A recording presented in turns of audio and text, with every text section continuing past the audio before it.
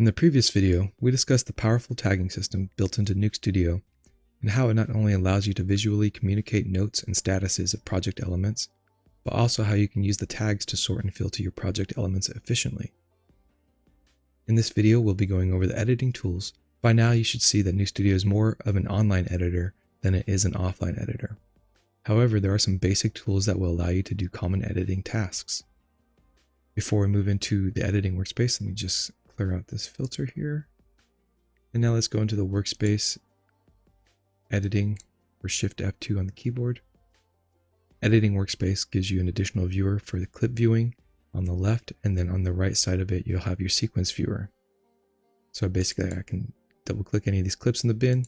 I'll be able to view them in the left side over here. I'll set the in and out points of where I want to insert these into the sequence.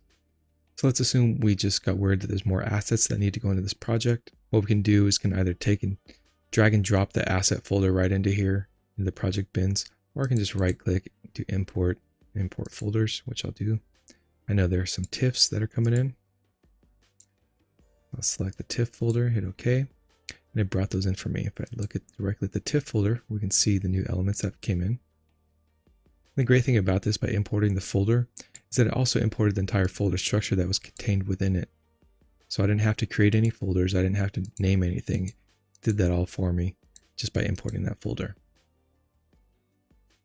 So our first element here, if we take a look at that, and play through that and see the animation that's going on in there.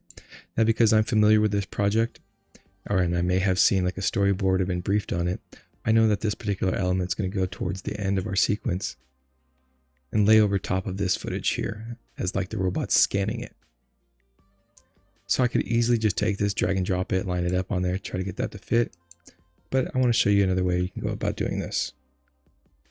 So I'm going to make sure I'm at the head of my clip by pressing the up arrow key, so it starts there.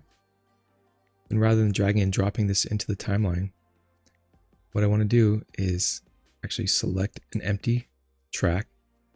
So that way I know it's going to go onto this track rather than on top of this track. And if I right click and go to edit, I can have the choice to insert or overwrite. If I insert, it's just going to insert between these two clips. If I overwrite, it's going to lay it on top for me. So if I would have had this track selected, it would have overwritten on top of this footage here, but that's not what we want. So with this track selected here, right click, edit, and overwrite or M on the keyboard. Hit OK. You can see now that it placed that for me on the timeline. I can't see through this element yet. The reason being is because we haven't turned on any track blending.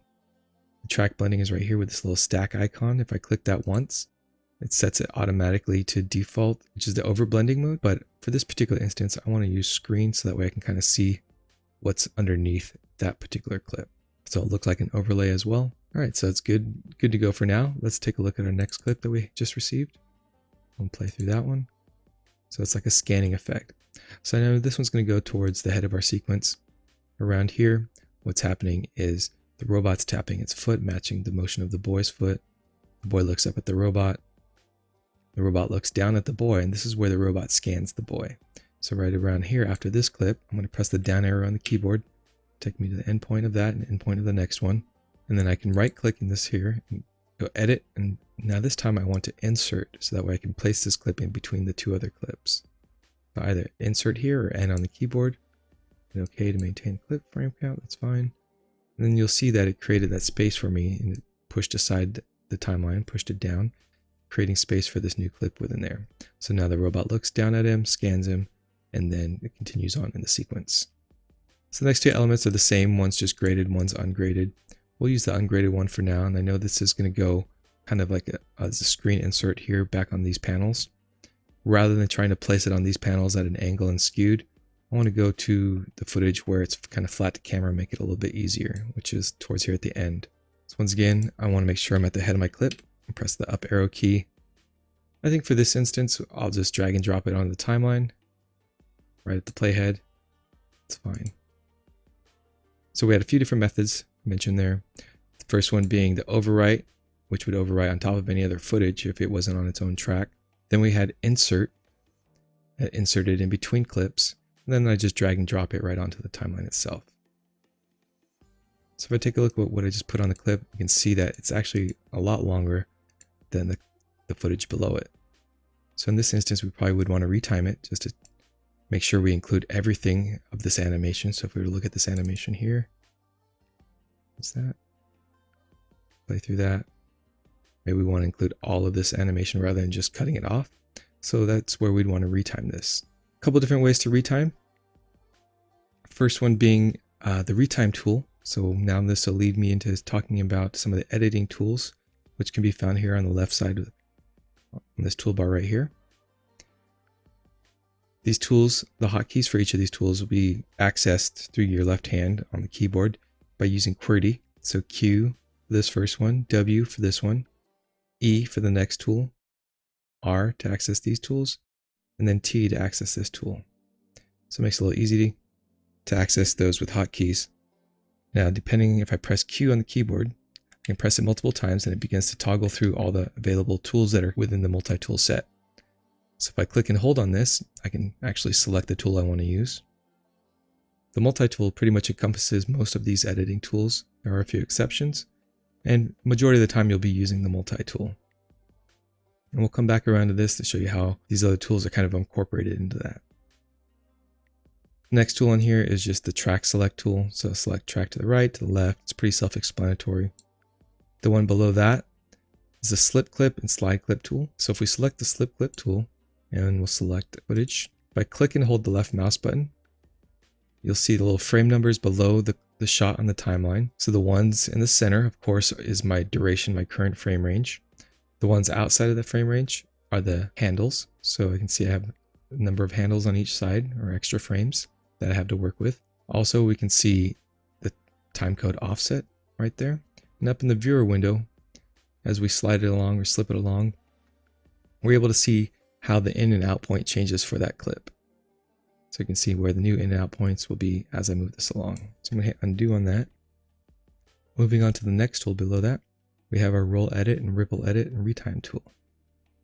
So with the roll edit tool selected, if I select between these two clips here, you can see that little orange highlight, and change this position now by clicking and holding left mouse button and then dragging. This will change the out point of the preceding clip and the end point of the following clip.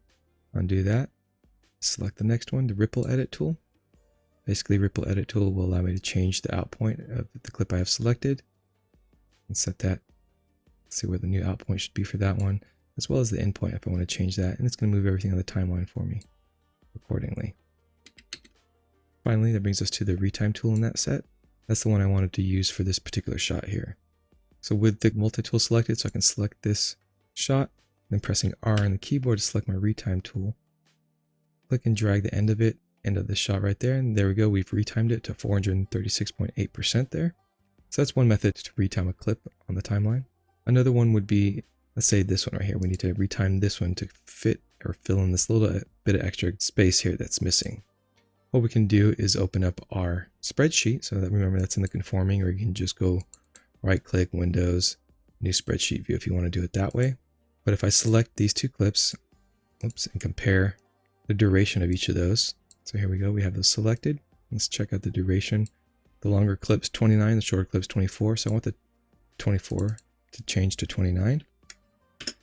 And there we go. We can see that filled it in for us and retimed it to 82.8%. So that's another method of how you can retime for that. Let me go back into my editing workspace. All right. And then finally, just below that retime tool, we have our razor tool and join tool. And that's just going to cut up our shots for us on the timeline. So if I have the razor tool selected, I select the razor tool, anywhere I click, it's going to cut the shot for me. I can razor all if I want to cut through all tracks rather than just the selected track. You can see it's cutting through these ones below here as well. I'm going to undo that a couple times. There we go. And then finally, there's the join tool. So this will join the footage together if it's all of the same clip. If you made any cuts on accidents, you can just join that back together. Another way you can cut these shots is, let me select my multi-tool again, pressing Q on the keyboard. Wherever the playhead is at, you can cut it at the playhead just by pressing C on the keyboard. So if I had that selected, press C, it cuts it for me. If I want to cut through all tracks, I can hold down Shift and press C, and it'll cut through all tracks for me at that point. Once again, I'll undo that, keep my tracks together. So that's going to bring me back up top to the multi-tool. I just want to show you how the multi-tool kind of incorporates some of the other tools within it. So depending on where I hover my mouse in the shot, you'll see that there's different icons that appear. So if I hover it towards the bottom here, you can see this is going to act as the slip clip tool. If I go to the top, it's going to be like the slide tool. It will slide that around. I want to do that. Let me join this piece back together. There we go. And then if I go in between the two clips, via roll edit, grab from the end of it and ripple edit for it. So that's all just using the single multi-tool there.